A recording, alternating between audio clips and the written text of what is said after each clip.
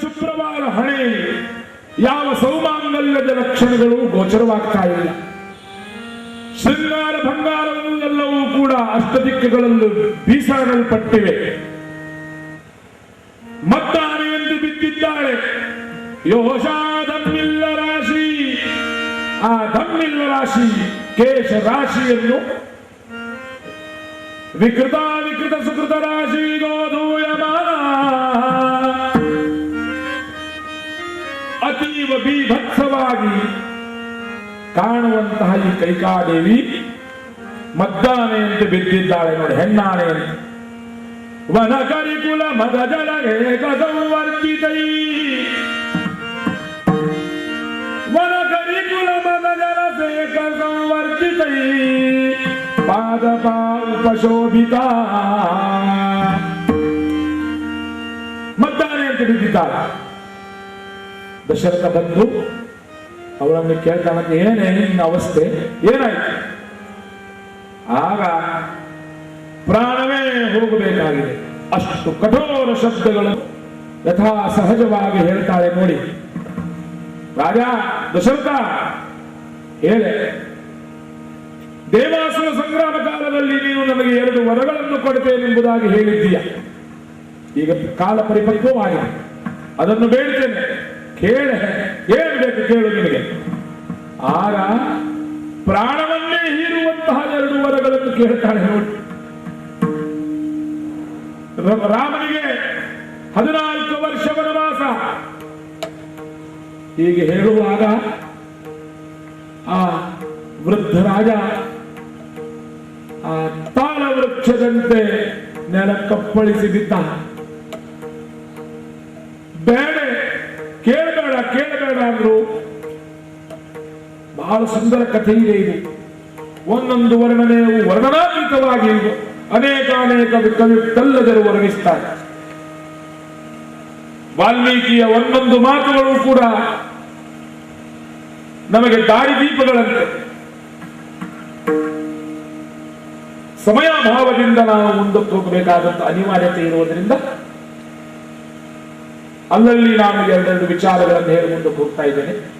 ಯಾಕಂದ್ರೆ ಪ್ರಧಾನವಾಗಿ ನಮಗೆ ಸುಂದರಕಾಂಡವೇ ಇರುವುದರಿಂದ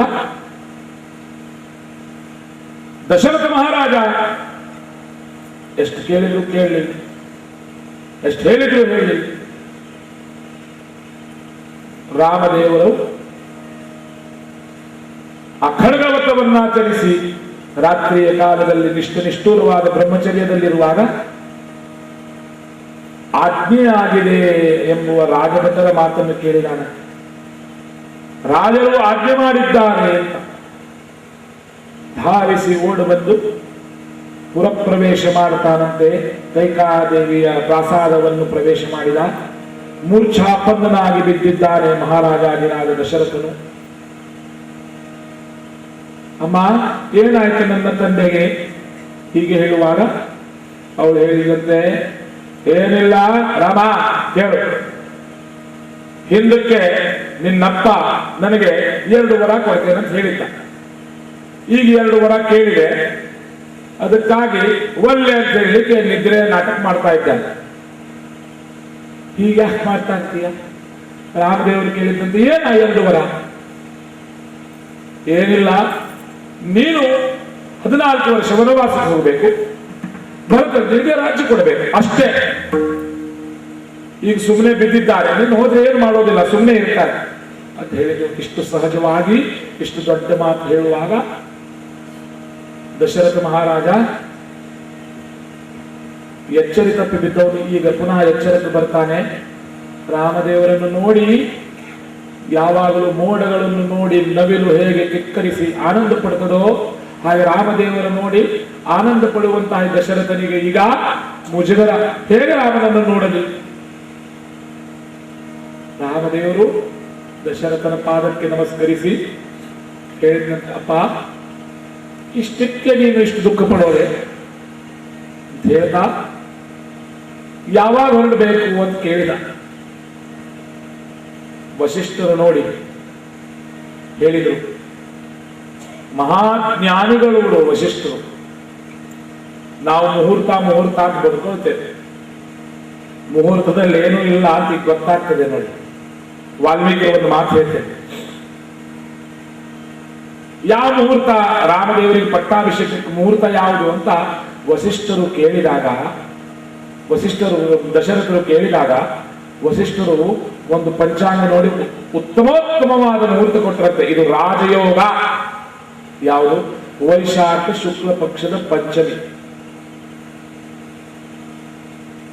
ಎಲ್ಲ ಯೋಗ ರಾಜಯೋಗ ಕಾರಕವಾಗಿತ್ತು.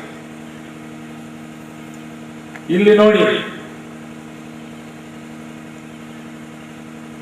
ಆ ಕೈಕೈ ಹೇಳ್ತಾಳೆ, ರಾಮನು ಕೇಳಿದಾಗ ಯಾವಾಗ ಹೊರಡಬೇಕು? ಯಾವಾಗಲ್ಲ, ನಾಳೆ ಯಾವ ಮುಹೂರ್ತದಲ್ಲಿ ನಿನಗೆ ಪಟ್ಟಾಭಿಷೇಕವಾಗಬೇಕಾದಿತ್ತೋ ಅದೇ ಮುಹೂರ್ತದಲ್ಲಿ ನೀನು ಹೊರಡಬೇಕು. ವಾಲ್ಮೀಕಿ ಹೇಳ್ತಾರೆ, ಕರ್ಮಣೋ ಹಿ ಪ್ರಧಾನತ್ವಂ ನ ಕುರುವಂತಿ ಶುಭಗ್ರಹ. ನಮ್ಮ ಕರ್ಮವೇ ಪ್ರಧಾನ ಬಿಟ್ರೆ ಕೇವಲ ಜ್ಯೋತಿಷ್ಯವನ್ನೇ ನಂಬಿ ಆಗ್ತದೋ ಇಲ್ಲವೋ ಅಂದ್ರೆ ಆಗೋದಿಲ್ಲ. ನಾವು ಸತ್ಕರ್ಮಗಳನ್ನು ಮಾಡ್ತಾ ಇದ್ರೆ ಎಲ್ಲ ಗ್ರಹಗಳು ನಮಗೆ ಶುಭಪ್ರದವಾಗ್ತಾವಂತೆ. ಹಾಗೆಯೇ ಕೇವಲ ಗ್ರಹಗಳಿಂದೇ ಆಗೋದಾಗಿದ್ರೆ ವಸಿಷ್ಠ ದತ್ತ ಲಗ್ನೆ, ವಸಿಷ್ಠರಿಂದ ಕೊಡಲ್ಪಟ್ಟಂತ ಆ ಮುಹೂರ್ತದಲ್ಲಿ ಲಗ್ನದಲ್ಲಿ ರಾಮ ಕಿಂ ಭ್ರಮತೀವನೆ, ರಾಮದೇವರು ಯಾಕೆ ವನವಾಸಕ್ಕೆ ಹೋಗಬೇಕಾಗಿತ್ತು? ಅದರ ತಾತ್ಪರ್ಯ ಕರ್ಮ ಪ್ರಧಾನ. ರಾಮದೇವರಂತೆ ಮರುಮೆಯ ದಿನ ಯಾವ ಕಾಲದಲ್ಲಿ ರಾಮದೇವರಿಗೆ ಪಟ್ಟಾಭಿಷೇಕವಾಗಬೇಕಾಗಿತ್ತೋ ಅದೇ ಕಾಲದಲ್ಲಿ ಕೈಕಾದೇವಿ ಕಟ್ಟಪ್ಪಣೆ ರಾಜ ವೇಷವನ್ನು ಬಿಟ್ಟು ವಂಕಲವನ್ನು ಧರಿಸಿ ವನೇಚರನಂತೆ ತಾಪಸಿಯಾಗಬೇಕಾಗಿದೆ. ಹೀಗಾಗುವಾಗ ಅಲ್ಲಿ ರಾಮದೇವರು ದಶರಥ ಮಹಾರಾಜರ ಪಾದಕ್ಕೆ ನಮಸ್ಕಾರ ಮಾಡ್ತಾರೆ, ಕೌಸಲ್ಯಗೆ ನಮಸ್ಕಾರ ಮಾಡ್ತಾರೆ, ಎಲ್ಲ ಹಿರಿಯರಿಗೆ ನಮಸ್ಕಾರ ಮಾಡಿ ಹೊರಡುವಾಗ ಸೀತಾದೇವಿಗೆ ಹೇಳಿದಂತೆ, ಸೀತೆ, ನಾನು 14 ವರ್ಷ ವನವಾಸ, ನಿನಗೆ ಬೇಕಾದ್ರೆ ಇಲ್ಲೇ ಇರು, ಅಥವಾ ನಿನ್ನ ತಂದೆಯ ಕಡೆಗೆ ಹೋಗು. 14 ವರ್ಷ ವನವಾಸವಾದ ಬಳಿಕ ನಾನು ನಿನ್ನ ಕರೆತಿರ್ತೇನೆ. ಆಗ ಸೀತಾದೇವಿ ಹೇಳ್ತಾಳೆ, ನೋಡಿ, ಹೀಗಿರ್ಬೇಕು ಗಂಡ ಹೆಂಡತಿಯರ ಸಂಬಂಧ. ಶುಭ ದಂಪತಿಗಳಿಗೆ ಆದರ್ಶಪ್ರಾಯವಾದ ಸೀತಾರಾಮರು. ರಾಮ, ಕೈಕಾದೇವಿ ನಿನ್ನನ್ನು ವನವಾಸ ಕಳಿಸ್ತಾ ಇದ್ದಾಳೆ, ನನ್ನನ್ಯಾಕೆ ಬಿಟ್ಟು ಹೋಗ್ತೀಯ? ನ ಪಿತಾ ನಾತ್ಮನೋ ನಾತ್ಮ, ನನಗೆ ಯಾರಿದ್ದಾರೆ ನೀನು ಬಿಟ್ಟರೆ? ಏನಾಥ, ನೀನು ಬಿಟ್ಟರೆ ನನಗೆ ಯಾರಿದ್ದಾರೆ ಹೇಳಿ, ನಾನು ನಿನ್ನ ಜೊತೆಗೆ ಬರ್ತೇನೆ. ಹೇಗೆ ಹೇಳುವಾಗ ರಾಮದೇವರು ಹೇಳಿದರು, ಅಲ್ಲಿ ವನವಾಸದಲ್ಲಿ ಘೋರ ರಾಕ್ಷಸರು ಇರ್ತಾರೆ, ಅನೇಕ ಪ್ರಾಣಿಗಳಿರ್ತಾರೆ, ನಿನ್ನನ್ನು ಕಾಪಾಡಲಿಕ್ಕೆ ಕಷ್ಟವಾಗ್ತದೆ. ಆಗ ಸೀತಾ ಹೇಳ್ತಾಳಂತೆ, ಹಾಗಾದ್ರೆ ಕೈಕಾದೇವಿ ನಿನ್ನನ್ನು ಅರಣ್ಯ ಕಟ್ಟಿದ್ದು ಯಾವ ತಪ್ಪಿಲ್ಲ. ಯಾಕಂದ್ರೆ ಕಟ್ಕೊಂಡ ಹೆಂಡತಿಗೆ ನಿಂಗೆ ನೋಡ್ಲಿಕ್ಕೆ ಆಗದೆ ಇದ್ರೆ ನೀನು ರಾಜ್ಯವನ್ನು ಹೇಗೆ ನೋಡ್ತೀಯ?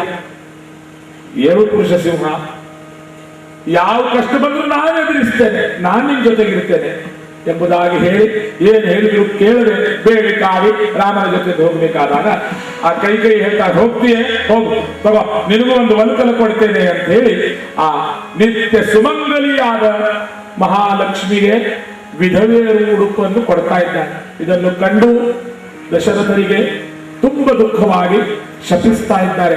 ಕೈಕೇಯಿ ಸುಮಂಗಲಿಯರಿಗೂ ಕೂಡ ಆರಾಧ್ಯರಾದಂತಹ ಮಹಾಲಕ್ಷ್ಮಿಗೆ ವಿಧವೆಯರ ಉಡುಪುಗಳನ್ನು ಕೊಡ್ತಾ ಇದ್ದೀಯೆ, ಈ ಪಾಪದಿಂದ ನಿನಗೆ ಶೀಘ್ರ ವೈಧವ್ಯ ಬರಲಿ ಎಂದು ಬಿಟ್ಟು ಅಲ್ಲಿ ಮೂರ್ಛಾಪನ್ನಳ. ಆಗ ವಾಲ್ಮೀಕಿ ಮಾತು ನೋಡಿ ಎಷ್ಟು ಸುಂದರ, ಕೇಳಲೇಬೇಕಾದಂತ ಮಾತು. ಸುಮಿತ್ರಾ ದೇವಿ ಹತ್ರ ಹೋಗಿ ನಮಸ್ಕಾರ ಮಾಡ್ತಾನಂತೆ, ಅಮ್ಮ ನಾನಿನ್ನು ಹೊರಡಲೆ. ಸೀತಾರಾಮರು ಹೊರಡುವಾಗ ಆಗ ಸುಮಿತ್ರ ಒಂದ್ ಮಾತು ಹೇಳ್ತಾಳೆ ನೋಡಿ, ರಾಮ ಒಂದು ಕೆಲಸ ಮಾಡ್ತೀಯ, ನನ್ನನ್ನು ಕರ್ಕೊಂಡು ಹೋಗೋ. ಅಮ್ಮ, ಕೇವಲ ನಾನು ಹೋಗ್ಬೇಕಂತ ಏಕಾಮಾತೆಯ ಕಟ್ಟಪ್ಪಣೆ, ನಿನ್ನನ್ನು ಬಿಟ್ಟು ಹೇಗಿರ್ಲಪ್ಪ. ಆದ್ರೆ ನೀನು ಹೋಗುವಾಗ ಒಂದು ವಸ್ತು ನಿನಗೆ ಕೊಡ್ತೇನೆ, ನೀನು ಹೇಗೆ ಬೇಕು ಹಾಗೆ, ಯಾವಾಗ ಬೇಕು ಆವಾಗ ನೀನು ಅದನ್ನು ಉಪಯೋಗಿಸಬೇಕು. ಯಾವ ಕಷ್ಟ ಬಂದರೂ ಕೂಡ ಆ ವಸ್ತುವನ್ನು ಉಪಯೋಗಿಸಿಕೊಂಡು ನಿನ್ನ ಕಷ್ಟ ಪರಿಹಾರ ಮಾಡಬೇಕು. ಯಾವ್ದು ಆ ವಸ್ತು? ನನ್ನ ಮಗ ನಿನ್ನ ತಮ್ಮ ಲಕ್ಷ್ಮಣ ಬಾರೋ ಕರೆದಂತೆ. ಅವರು ರಾಮವಿರಹದಲ್ಲಿ ಮುದುಡಿ ಬೆಡ್ಡಾಗಿ ಒಂದು ಕೋಣೆಯಲ್ಲಿದ್ದ. ರಾಜ್ಯ ಪಟ್ಟ ಸಿಕ್ಕರೂ ಅಷ್ಟು ಆನಂದವಾಗ್ತಿರ್ಲಿಲ್ಲಂತೆ. ಧಾವಿಸಿ ಬಂದ ಅಮ್ಮ ಪಾದಕ್ಕೆ ನಮಸ್ಕಾರ ಮಾಡಿ, ಹೋಗೋ ರಾಮನ ಜೊತೆಗೆ ಹೋಗು, ಅವನು ಸೇವೆ ಮಾಡ. ಆನಂದ ತುಂಬಿರನಾಗಿ ಕೊಂಡಾಡ್ತಾನಂತೆ. ಎಂತಹ ಭಾಗ್ಯ ನೋಡಿ. ಒಂದು ತಾಯಿ ತನ್ನ ಮಗನಿಗೋಸ್ಕರ ರಾಮದೇವರನ್ನು ಅರಣ್ಯ ತಟ್ಟಿದ್ರೆ, ಇನ್ನೊಂದು ತಾಯಿ ಪರರ ಮಗನಿಗೋಸ್ಕರ ತನ್ನ ಮಗನನ್ನು ಅರಣ್ಯಕ್ಕೆ ಹಾಕ್ತಾ ಇದೆ. ಇದೇ ರಾಮಾಯಣ. ಇಂತಹ ತಾಯಿಯಂದಿರೇ ಇದ್ದಾರೆ. ಮಗ ಉಪದೇಶ ಕೊಡ್ತಾಳೆ ನೋಡಿ.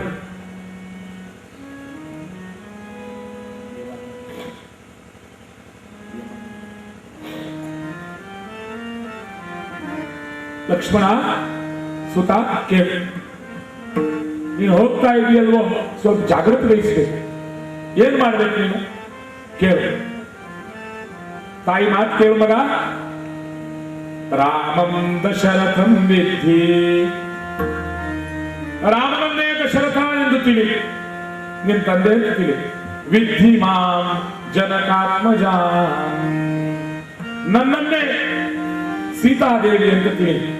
ಅಯೋಧ್ಯ ಅಟವೈ ವಿದ್ಧಿ, ಅಯೋಧ್ಯೆಯನ್ನೇ ನೀನು ಅರಣ್ಯ ಅಂತ ತಿಳಿ. ಗಚ್ಚತಾತ ಯಥಾ ಸುಖಂ, ಮಗ ಸುಖದಿಂದ ಹೋಗಬಾರಪ್ಪ. ಯಾರಾದ್ರೂ ಮಕ್ಕಳಿಗೆ ಕಲಿಸುವಾಗ ಅರಣ್ಯಕ್ಕೆ ಕಲಿಸುವಾಗ ಸುಖ ಆಗಲಿ ಅಂತ ಬಯಸ್ತಾರ? ಸುಖ ಆಗ್ತದ? ವಾಲ್ಮೀಕಿ ಇನ್ನೊಂದು ಅರ್ಥವನ್ನು ಗಮನದಲ್ಲಿಟ್ಟುಕೊಂಡು ಮಾತನ್ನು ಹೇಳಿದ್ದಾರಂತೆ.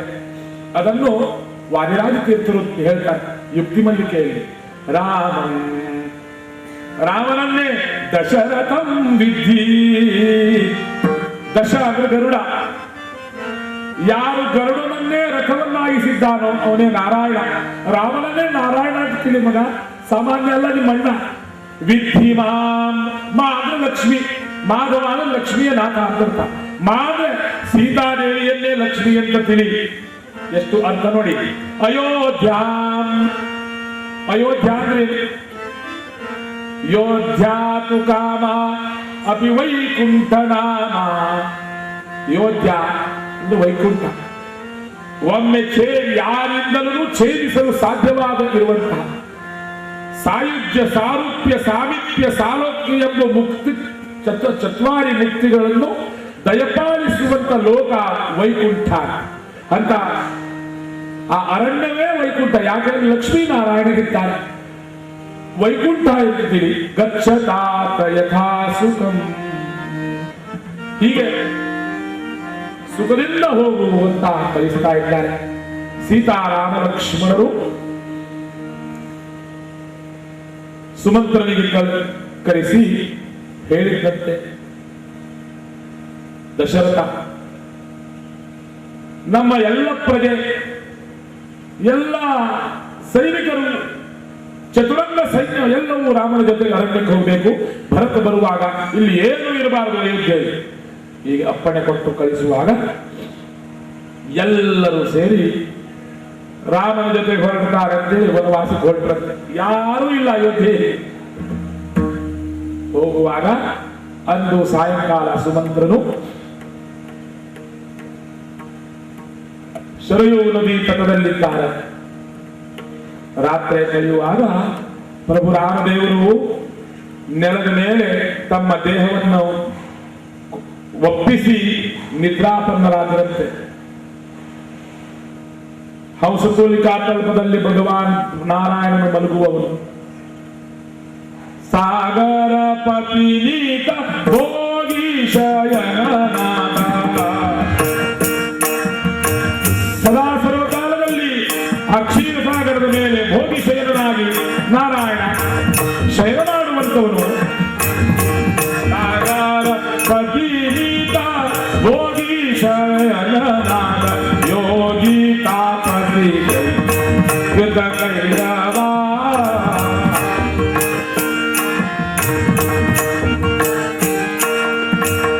ಇಕ್ಷ್ವಾಕು ಕುಲನಾಥ ಇಕ್ಷ್ವಾಕು ಕುಲನಾಥ. ಸುಮಂತ್ರ ನೋಡ್ತಾ ಇದ್ದಾನೆ. ಆ ಇಕ್ಷ್ವಾಕು ಕುಲ ರಾಮನಾಥನು. ಆ ರಾಮನು ಭೂಮಿ ಅವನಿ ಮೇಲೆ ಈಗ ಆ ಬರೇ ಭೂಮಿಯ ಮೇಲೆ ಆ ಹುಲ್ಲು ಮುಳ್ಳುಗಳ ಮೇಲೆ ತನ್ನ ದೇಹವನ್ನೊಪ್ಪಿಸಿ ಹಾಯಾಗಿ ಮಲಗಿದ್ದುಕೊಂಡು ರಾಮ ದಯಾಮೂರ್ತಿ ಅಂತ ಕಣ್ಣಿಟ್ಟು ಕಂಬನಿಟ್ಟು ನಮಸ್ಕರಿಸುವಾಗ ರಾತ್ರಿ ಬೆಳಗಾಗುವಾಗ 4 ಗಂಟೆಗೆ ರಾಮದೇವರು ಎದ್ದಿದ್ದಾರೆ. ಯಾಕೆ? ಇದು ಏಳುವ ಸಮಯ, ಬ್ರಾಹ್ಮಿ ಮುಹೂರ್ತ. ಆ ಮುಹೂರ್ತದಲ್ಲೇ ನಾವು ಮಲಗೋದು. ಒಬ್ರು ಸುಮ್ಮನೆ ಚೇಷ್ಟೆಗಂತ ಹೇಳೋದಲ್ಲ. ಯಾರ್ಯಾರ ಪ್ರಾರಬ್ಧ ಹೇಗಿರ್ತದೆ ಗೊತ್ತಿಲ್ಲ. ಒಬ್ಬ ಸಾಹುಕಾರ ನಮ್ಮ ಮನೆಗೆ ಆಗಾಗ ಬರ್ತಾ ಇದ್ದ ಜ್ಯೋತಿಷ್ಯ ಕೇಳಲಿಕ್ಕೆ. ಆಗಾಗ ಜ್ಯೋತಿಷ್ ಕೇಳೋರು, ಸ್ವಲ್ಪ ಕೆಮ್ಮಾದ್ರೂ ಜ್ಯೋತಿಷ್ ಕೇಳೋರು. ಪಂಡಿತ್ ಜಿ ದೇಖೋ ಮೇರಿ ಕುಂಡಲಿ ಮೇ ಕ್ಯಾ ಹೈ. ನಾನು ಸುಮ್ಮನೆ ಹೇಳಿ ಕಳಿಸೋದು. ಯಾಕೆ? ಅವ್ರಿಗೆ ಸಮಾಧಾನ ಆಗ್ತಿತ್ತು ಸಮಾಧಾನ. पंडित जी एक बड़ी समस्या है, ದೊಡ್ಡ ಸಮಸ್ಯೆ. ಅದೇನು ಅಂದ್ರೆ ನನ್ನ ಮಗ ಎಲ್ಲಿದ್ದಾನೆ ನನಗೂ ಗೊತ್ತಿಲ್ಲ, ತುಂಬಾ ದಿನ ಆಯ್ತು ಮುಖ ನೋಡ್ಲಿಲ್ಲ. ಯಾಕೆ? ಅವನು ಎದ್ದಾಗ ನಾನು ಮಲಗಿರ್ತೇನೆ, ನಾನು ಮಲಗಿದ್ದಾಗ ಅವನು ಇರೋದಿಲ್ಲ. ಯಾಕೆ? ಅದು ಹೇಗೆ ಅಂದ್ರೆ ಅವನು ಬರೋದು 3 ಗಂಟೆ ರಾತ್ರಿ, ನಾನು ಹೇಳೋದು 5 ಗಂಟೆಗೆ, ಅವನು ಎದ್ದೇಳೋದು 5 ಗಂಟೆ ಸಾಯಂಕಾಲ. ನಾನು ನನ್ನ ಕೆಲಸದಲ್ಲಿ ಇರ್ತೇನೆ. ನಾನು ಬಂದಾಗ ಈಗ 4-5 ತಿಂಗಳಾಗಿ ಅವನ ಮುಖಾನೇ ನೋಡ್ಲಿಲ್ಲ ಅಂತ. ಆಗ ನಾನು ಹೇಳಿದೆ, ಏನೂ ಇರ್ಲಿ, ನೀವು ಒಂದು ಕೆಲಸ ಮಾಡಿ, ಅವನು ನಿಮ್ಮ ಜೊತೆ ಕರ್ಕೊಂಡು ಬನ್ನಿ, ನನಗೆ ನೋಡೋದಿದೆ. ಒಂದಿನ ಬಂದ. ನಾನು ಹೇಳಿದೆ, ನಮ್ಮ ಗುರುಗಳ ಹತ್ರ ಹೋಗಿ ಬರೋಣ. ಎಲ್ಲಿ ಗುರು, ಇದೆಲ್ಲ ನಾನು ನಂಬೋದಿಲ್ಲ, ಅದೇನು ಇರ್ಲಿ, ಬರ್ಲಿ. ಕರ್ಕೊಂಡು ಹೋದೆ. ಅವನು ಪ್ರಾರಬ್ಧ. ಹರಿನಾಥಾಚಾರ್ಯರ ಸಮಕ್ಷಮದಲ್ಲಿ ಅಂದು ಆ ದಿವಸ ಆ ರುಕ್ಮಿಣಿ ಕಲ್ಯಾಣದ ಮಂಗಲವನ್ನು ಹೇಳುವಾಗ ಇವನು ಕೂತ್ಕೊಂಡ. ಏನಾಯ್ತು ಏನೋ ಗೊತ್ತಿಲ್ಲ. ಆ ಪ್ರಭಾವದಿಂದ ಅವನು ಬೆಂಗಳೂರಲ್ಲಿ ಅವರು ದೊಡ್ಡ ಉದ್ಯೋಗ ಇತ್ತು. ತಂದೆಗೆ ಹೇಳಿದ, ನಾನು ಬೆಂಗಳೂರಿಗೆ ಹೋಗಿ ಉದ್ಯೋಗ ಮಾಡಿ ಅದು ಉದ್ಯೋಗ ನೋಡ್ತೇನೆ ಅಂತ. ಆಯ್ತು ಮಗ, ನಿನ್ನೆಲ್ಲ ಜವಾಬ್ದಾರಿಯ ಪ್ರಜ್ಞೆ ಬಂತಲ್ಲ, ಸಂತೋಷ ಪಡ್ತಾನಂತೆ ತಂದೆ ಸಾಹುಕಾರ. ನನಗೂ ಗೊತ್ತಾಯ್ತು. ಕಡೆಗೆ ಒಂದು 4-5 ತಿಂಗಳು 6-7 ತಿಂಗಳಾದ್ಮೇಲೆ ನಾನು ಕೇಳಿದೆ, ಹೇಗಿದ್ದಾನೆ ನಿನ್ ಮಗ? ಏನ್ ಹೇಳಿದ್ರಿ ಭಟ್ರೆ, ಯಾಕ್ರಿ ಏನಾಯ್ತು? ಮುಂಚೆ ಒಳ್ಳೆಯವನಿದ್ದ, ಈಗ ಹಾಳಾಗಿ ಹೋಗಿದ್ದಾನೆ. ಯಾಕ್ರಿ? ಏನಿಲ್ರಿ, ದಿವಸ ಎಲ್ಲ ಕೂಡ ಶ್ರೀಕೃಷ್ಣ ಇಸ್ಕಾನ್ ಸೇರ್ಕೊಂಡಿದ್ದಾನೆ. ಬೆಳಗ್ಗೆ 4 ಗಂಟೆಗೆ ಹೇಳ್ತಾನೆ, ಪೂಜೆ ಮಾಡ್ತಾನೆ. ಅದ್ರ ಹಾಳಾಗೋದು ಅಂತ ನಮ್ಮಲ್ಲಿ ಒಬ್ರೆ ನಮ್ಮ ಅಚ್ಯುತಾಸರು ಹೇಳ್ತಿದ್ರು, ಒಬ್ಬ ಸಾಹುಕಾರಿಗೆ 3 ಮಕ್ಕಳಿದ್ರಂತೆ. ಸ್ವಾಮಿಗಳ ಹತ್ರ ಅಪ್ಪ ಬಂದು ಸಾಹುಕಾರ ಬಂದು ಕೇಳಿದ, ಸ್ವಾಮಿಗಳು ಕೇಳಿದ್ರಂತೆ, ತಾವು ಹೇಗಿದ್ದೀರಾ? ನಾನು ಚೆನ್ನಾಗಿದ್ದೇನೆ. ನಿಮ್ 3 ಮಕ್ಕಳು ಹೇಗಿದ್ದಾರ? ಒಬ್ಬವನು ಪೂರಾ ಹಾಳಾಗಿದ್ದಾನೆ ಸ್ವಾಮಿಗಳೇ. ಯಾಕೆ? ಸಂಧ್ಯಾ ವಂದನೆ, ಗುಡಿ ಗುಂಡಾರ, ಪೂಜೆ ಪುನಸ್ಕಾರ ಹಾಳಾಗಿದ್ದಾನೆ. ಇಬ್ರು ಕುಡಿದು ತಿಂದು ಆರಾಮಿದ್ದಾರೆ, ಚೆನ್ನಾಗಿದ್ದಾರೆ. ಆದ್ರೆ ಕುಡಿದು ತಿಂದು ಎಂಜಾಯ್ ಮಾಡೋರು ಚೆನ್ನಾಗಿದ್ದಾರೆ. ಹೀಗೆ ಬ್ರಾಹ್ಮಿ ಮುಹೂರ್ತ ಅಂದ್ರೆ ಗೊತ್ತಿಲ್ಲ, ಯಾವುದು ಪರಿಶ್ರಮ ಇದೆ. ಮಹಾಜನೋ ಏಳಗತಸ್ಸ ಪಂಥ. ಮಹಾತ್ಮರು ನಡೆದಂತ ದಾರಿಯ ಮೇಲೆ ನಡೀಲಿಕ್ಕೆ ಪ್ರಯತ್ನ ಮಾಡುವ, ಎಷ್ಟಾಗ್ತದಷ್ಟಾದ್ರೂ ಮಾಡಿ. ಧರ್ಮ ಧರ್ಮ ಧರ್ಮ ಅಂದ್ರೆ ಹೇಳೋದ್ರಿಂದ ಆಗೋಲ್ಲ. ರಾಮೋ ವಿಗ್ರಹವಾನ್ ಧರ್ಮ ಅಂತ ವಾಲ್ಮೀಕಿ ಹೇಳ್ತಾರೆ. ಧರ್ಮ ಪರಿಪಾಲನೆ ಅಂದ್ರೆ ಏನು? ಒಂದೇ ಮಾತದಲ್ಲಿ ತಮಗೆ ತಿಳಿಸಬೇಕಾದ್ರೆ ಹೇಳ್ತೇನೆ ಕೇಳಿ. ಧರ್ಮ ಅಂದ್ರೆ ಸಂಧ್ಯಾ ವಂದನೆ ಅಲ್ಲ, ಧರ್ಮ ಅಂದ್ರೆ ದೇವರ ಪೂಜೆ ಅಲ್ಲ, ಧರ್ಮ ಅಂದ್ರೆ ಪಾಠ ಪ್ರವಚನಾದಿಗಳು ಅಲ್ಲ. ಹಾಗಾದ್ರೆ ಧರ್ಮ ಅಂದ್ರೆ ಏನು? ಒಂದೇ ಮಾತಲ್ಲಿ ತಮ್ಗೆ ಹೇಳೋದಾದ್ರೆ ನಾವು ಏಕಾಂತದಲ್ಲಿದ್ದಾಗ ಏನು ಮಾಡ್ತೇವೋ ಅದೇ ಧರ್ಮ. ನೋಡಿ, ನಾವು ಎಲ್ಲ ಮಾಡೋ ಕಿತಾಪತಿ ಒಬ್ಬರೇ ಇದ್ದಾಗ ಇದು ಈಗ ಮಾಡಬೇಕು, ತಕ್ಕಷ್ಟು ದವರ್ಕ ಹಗಕಷ್ಟು ಕರ್ಕ ಕಂಪ್ಲೀಟ್ ತಕ್ಕಷ್ಟು ತಲುಸುಕ ತಕ್ಕಷ್ಟು ಸುಳೋಕ ಎಲ್ಲ ವಿಚಾರಗಳಿರೋದು ಯಾವಾಗಂದ್ರೆ ಒಬ್ಬರೇ ಇರುವಾಗ. ಜನರೆದುರಿಗೆ ಸ್ವಾಮಿ. ಅದಕ್ಕಾಗಿ ರಾಮದೇವರ ಮಹಾತ್ಮೆಯನ್ನು ನಾವು ಕೇಳಬೇಕಂತ. ರಾಮೋ ವಿಗ್ರಹವಾನ್ ಧರ್ಮ ಪೂರ್ವಭಾಷಿ ಪ್ರಿಯಂವದಃ ಅಂದ್ರೆ ಇದೇ ಅರ್ಥ. ಪ್ರಿಯವಾಗಿ ಮಾತಾಡೋದಂದ್ರೆ ಏನರ್ಥ? ಯಥಾ ಸ್ಯಾತ್ ತಥಾ ಮಾತಾಡೋದು, ಎಲ್ಲರಿಗೂ ಕೂಡ ಪ್ರೀತಿಕರವಾದ ಮಾತುಗಳನ್ನು ಹೇಳಿ. ಅಂತಹ ರಾಮದೇವರು ಪ್ರಾತಃ ಕಾಲದಲ್ಲೆದ್ದು ಸುಮಂತ್ರನಿಗೆ ಹೇಳಿದನು, ಬಿಟ್ಟು ಬಿಡು ನಮ್ಮನ್ನ.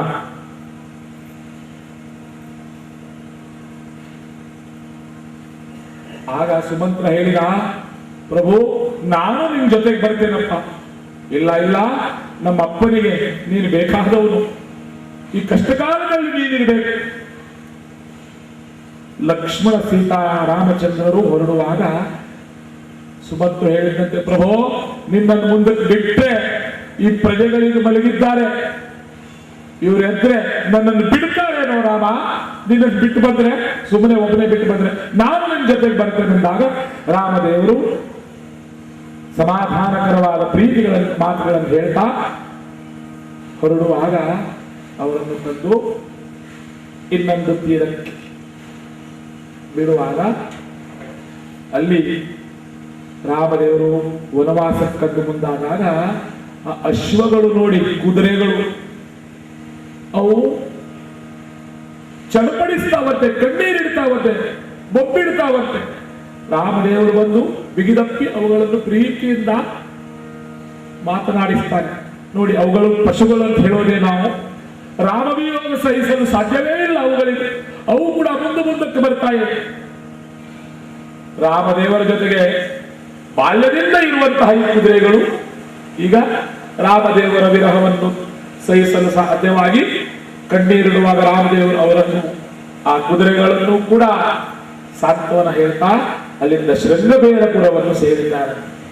ಶೃಂಗಬೇರಪುರದಲ್ಲಿ ಆ ಸ್ಕಂದನು ಗುಹನಾಗಿ ರೀತಿ ಬಂದು ರಾಮ ಸೇವೆಗೆ ಎಂದು ಮುಂದಾದಾಗ ರಾಮದೇವರು ಹೇಳಿದ್ರಂತೆ, ಈಗ ನಾವು ವನವಾಸಿಗಳು, ನಮ್ಮ ಹತ್ರ ಕೊಡ್ಲಿಕ್ಕೆ ಏನಿಲ್ಲ, ಆದ್ರೆ 14 ವರ್ಷವಾದ ಬಳಿಕ ನಿನ್ನನ್ನು ಅಯೋಧ್ಯೆಗೆ ಕರೆಸಿ ಸನ್ಮಾನ ಮಾಡುತ್ತೇವೆ.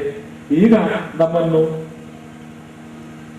ಈ ನದಿಯನ್ನು ದಾಟಿಸು ಎಂಬುದಾಗಿ ಆ ಗುಹನಿಗೆ ಹೇಳಿದಾಗ ಆ ಗುಹ ರಾಮದೇವರನ್ನು, ಸೀತಾಮಾತಾ ಲಕ್ಷ್ಮಣರನ್ನು ದೋಣಿಯಲ್ಲಿಟ್ಟು ಆ ದಾರಿ ದಾಟಿಸುವಾಗ ರಾಮದೇವರು ಹೇಳಿದ್ರಂತೆ, ನಿನ್ನ ಉಪಕಾರ ಎಂದು ಮರೆಯೋದಿಲ್ಲಪ್ಪ, ನಿನ್ನ ಯಾವಾಗಲೂ ನಾವು ನೆನಪಿಸ್ತೇವೆ. ಇದೇ ರಾಮದೇವರು ಕೃತಜ್ಞತಾ. ಇನ್ನೊಂದು ರಾಮದೇವರು ದೊಡ್ಡ ಗುಣ, ನಮಗೆ ಯಾರು ಉಪಕಾರ ಮಾಡಿದ್ದಾರೋ ಅವರನ್ನು ಸದಾ ಸ್ಮರಿಸುವುದು. ಅಂತಹ ರಾಮ ಹೇಳುವಾಗ ಗುಹಾ ಚೇಷ್ಟೆ ನಗನಗ್ತಾ ಹೇಳಿದಂತೆ, ರಾಮ ನಿನ್ಗೆ ದೊಡ್ಡ ಉಪಕಾರ ನಾನು ಮಾಡಲಿಲ್ಲಪ್ಪ, ನಾನು ನೀನು ಒಂದೇ, ನಾನು ನೀನು ಸಮಾನ ಅಂತ ಹೇಳಿದಂತ. ಆಗ ರಾಮದೇವರನ್ನ ಸುನಕ್ರೆ ಲಕ್ಷ್ಮಣನಿಗೆ ಇಲ್ಲದೆ ಅಲ್ಲದೆ ಸಲ್ಲದೆ ಕೋಪ ಬಂತು. ಇವನು ತೀರ್ ಕಾ ಸಾಥ್ ಹೋ ಗೈ ರಾಮ್ ಗೈ, ಇವನು ದೋಣಿ ಇಲ್ಲಿಂದಲೇ ಓಡಿಸೋನಲ್ಲಿ ರಾಜ ಸಾರ್ವಭೌಮನಾದ ರಾಮನಲ್ಲಿ ಏನು ಮಾತಾಡ್ತೀವಿ ಕಡಿಮೆ. ಆಗ ಆ ಗುಹಾ ಹೇಳಿದ, ಅಪ್ಪ ಲಕ್ಷ್ಮಣ ತಪ್ಪು ತಿಳ್ಕೋಬೇಡ, ನಾ ಸಮಾನ ಅಂತ ಹೇಳಿಲ್ಲ, ನಮ್ಮಿಬ್ರು ಕಸಬದ್ದು ಅಂತ ಹೇಳಿದ್. ಯಾಕಂದ್ರೆ ನಾನು ಈ ದೋಣಿಯಿಂದ ನದಿ ದಾಟಿಸುವವನು, ನಿನ್ನ ಅಣ್ಣ ರಾಮ ಅವರನ್ನು ನಂಬಿದವರಿಗೆ ಸಂಸಾರದ ಸಾಗರವನ್ನೇ ದಾಟಿಸುವುದಪ್ಪ, ಹಾಗಾಗಿ ನಾನು ಹೇಳಿದ್ದು ಅಂತ ಹೇಳಿದಾಗ ಆ ಗುಹಾ ಭಗವಂತನ ಪಾದಕ್ಕೆರಗಿ ತನ್ನಲ್ಲಿದ್ದ ಗುಡ ಭಕ್ಷ್ಯ ಭೋಜ್ಯಾದಿಗಳನ್ನು ಕೊಟ್ಟರು. ರಾಮ ಯಾವುದನ್ನೂ ಸ್ವೀಕರಿಸದೆ ಗಂಧಮೂಲಾಶನವು ದಾತವು ತಾಪಸವು ಬ್ರಹ್ಮಚಾರಿಣವು ಅಂತ ಹೇಳಿದೆ. ಅಂತಹ ರಾಮಚಂದ್ರ ಈಗ ಗೊಂಡಾರಣ್ಯವನ್ನು ಪ್ರವೇಶ ಮಾಡಿದ್ದಾನೆ. ಅಯೋಧ್ಯಾಕಾಂಡದಿಂದ ನಾವು ಅರಣ್ಯಕಾಂಡಕ್ಕೆ ಪ್ರವೇಶ ಮಾಡಿದ್ದೇವೆ. ಇಂದಿನ ದಿನ ರಾಮದೇವರ ಚರಿತ್ರೆಯಲ್ಲಿ 3ನೇ ಅರಣ್ಯಕಾಂಡವನ್ನು ನಾಳೆ ಸಂಕ್ಷೇಪವಾಗಿ ಹೇಳಿ ಕಿಷ್ಕಿಂಧಾಕಾಂಡದಿಂದಲೇ ಸುಂದರಕಾಂಡ ಪ್ರವೇಶವಾಗ್ತದೆ. ಅತ್ಯಂತ ಸುಂದರವಾದಂತಹ ಸುಂದರಕಾಂಡ. ನಾಳೆಯಿಂದ ಶ್ರವಣ ಮಾಡಿ ಬೆಳಗ್ಗೆ ಆ ಸುಂದರಕಾಂಡದ ಹವನವೂ ಕೂಡ ಆಗ್ತದೆ. ಆ ಹವನಕ್ಕೂ ಕೂಡ ಎಲ್ಲರೂ ಆದಷ್ಟು ಬಂದು ಸ್ವಲ್ಪ ಸಮಯವಾದರೂ ಕೂಡ ಶ್ರೀರಾಮ ಜಯ ರಾಮ ಜಯ ಜಯ ರಾಮ ಎಂಬುವ ನಾಮ ಸಂಕೀರ್ತನೆ, ಈ ಸಂಕ್ರಮಣದ ಪುಣ್ಯ, ಉತ್ತರಾಯಣದ ಪುಣ್ಯ ಕಾಲ ನಮ್ಮಲ್ಲಿ ಒಂದು ಮಾನ್ಯತೆ ಇದೆ. ಏನಂದ್ರೆ ಈಗ ವೈಕುಂಠದ ದ್ವಾರ ತೆರೆದಿರ್ತದಂತೆ. ಅದೇನು ಬಂದಾಗೋದು, ತೆರೆಯೋದು ಅಂದ್ರೆ ಏನರ್ಥ? ಅದೇನು ದ್ವಾರ ಅಂದ್ರೆ ಏನರ್ಥ? ದ್ವಾರ ಅಂದ್ರೆ ತದ್ವಾರ ಅಂತ ಹೇಳಿದ್ದಾರೆ. ಯಾರು ಭಗವಂತನ ನಾಮದ್ವಾರ ವೈಕುಂಠ ದ್ವಾರ ಸೇರಬೇಕು. ಪುಣ್ಯಕಾಲ ಇದೆ. ಈಗ ಈ ಕಾಲದಲ್ಲಿ ನಾವು ದೇವರನ್ನು ನೆನೆದರೆ, ದೇವರನ್ನು ಯಾವ ಕಾಲದಲ್ಲಾದರೂ ನೆನೆಯಲೇಬೇಕು. ಈ ಕಾಲದಲ್ಲಿ ಅಂದ್ರೆ ಈ ಸಂಕ್ರಮಣದ ಕಾಲ ಎಷ್ಟು, ಒಂದೆರಡಲ್ಲ 11 ದಿನ ಇರ್ತದಂತೆ ಜ್ಯೋತಿಷ್ ಶಾಸ್ತ್ರದ ಪ್ರಕಾರ. ಆ ಜ್ಯೋತಿಷ್ ಶಾಸ್ತ್ರದ ಪ್ರಕಾರ ನಾವು ನೆನೆದರೆ ವೈಕುಂಠದಲ್ಲಿ ನಮಗೆ ಶಾಶ್ವತ ಸ್ಥಾನ ಬರ್ತದೆ. ಈ ಕಾಲದಲ್ಲಿ ನಾವು ದೇಹ ತ್ಯಾಗ ಮಾಡಿದ್ರೆ, ಅಂದ್ರೆ ಸಾವು ಬಂದ್ರಂತಲ್ಲ, ಮತ್ತೆ ನಾವು ಯಾರಾದ್ರೂ ಸುಸೈಡ್ ಮಾಡ್ಕೊಂಡಿದ್ದೀವಿ. ಯಾಕೆ ಈ ಕಾಲದಲ್ಲಿ ಸಾವು ಬಂದ್ರೆ ದೇಹ ಬಿಟ್ರೆ ಶುಕ್ಲಗತಿಯಿಂದ ದೇಹ ಹೋಗ್ಬೇಕು. ಹೋದ್ರೆ ಅದಕ್ಕೆ ಮುಕ್ತಿನೇ ಅಂತ ಹೇಳಿದ್ದಾರೆ. ಭೀಷ್ಮಾದಿ ಮಹನೀಯರಿಗೆ ಈ ಯೋಗ ಬಂದಿದೆ. ಅಂತಹ ಪುಣ್ಯ ಕಾಲದಲ್ಲಿ, ಸಂಕ್ರಮಣ ಕಾಲದಲ್ಲಿ, ಮಕರಸ್ಥ ಸೂರ್ಯದಲ್ಲಿ ಇರುವಾಗ ಯಾರು ಈ ಕಥೆಯನ್ನು, ದೇವರ ಸೇವೆಯನ್ನು ಅಗ್ನಿ ಮುಖಾಂತರವಾಗಿ, ನಿಜ ಮುಖಾಂತರವಾಗಿ, ಗೋ ಮುಖಾಂತರವಾಗಿ, ದೇವ ಪ್ರತಿಮಾ ಮುಖಾಂತರವಾಗಿ, ಅಕ್ಷರ ಬ್ರಹ್ಮ ಮುಖಾಂತರವಾಗಿ, ಈ ಅನೇಕ ಮುಖಾಂತರಗಳು ಹೇಳಿವೆ, ಅವುಗಳಿಂದ ಮಾಡಿದ್ರೆ ಅಂತವರಿಗೆ ಇರುವಂತಹ ಅಜ್ಞತೆ, ಪಾಪ, ಅಜ್ಞತೆ ಅಂದ್ರೆ ಅಜ್ಞಾನ, ಪಾಪ ಮತ್ತು ದುಷ್ಕರ್ಮ ಕ್ಷೀಣವಾಗ್ತದೆ. ಅಂತಹ ರಾಮಾಯಣ ಕಥೆಯನ್ನು ನಾವು ಇಲ್ಲಿಗೆ ವಿರಾಮ ಹೇಳೋಣ. ನಾಳೆಯ ದಿನ ಸರಿಯಾಗಿ ಕ್ಲಪ್ತ ಸಮಯಕ್ಕೆ 5 ಗಂಟೆಗೆ ರಾಮಾಯಣವನ್ನು ಮುಂದುವರಿಸೋಣ. ಸುಂದರಕಾಂಡ ಪ್ರವೇಶ ಮಾಡಿ ವೀರ ಹನುಮತ್ ಗಾಥೆಯನ್ನು ಶ್ರವಣ ಮಾಡೋಣವಂತೆ ಹೀಗೆ ಹೇಳ್ತಾ ಇವತ್ತಿನ ರಾಮಾಯಣ ಸತ್ರವನ್ನು ಕೃಷ್ಣಾರ್ಪಣೆ. ಪುರಂದರದಾಸರು ಹೇಳ್ತಾರೆ, ಕಲಿಯುಗದಲ್ಲಿ ಕೋಮಲಾಂಗನ ಪಾದ, ಆಮೇಲೆ ವರಗದು ರಾಮ ರಾಮ.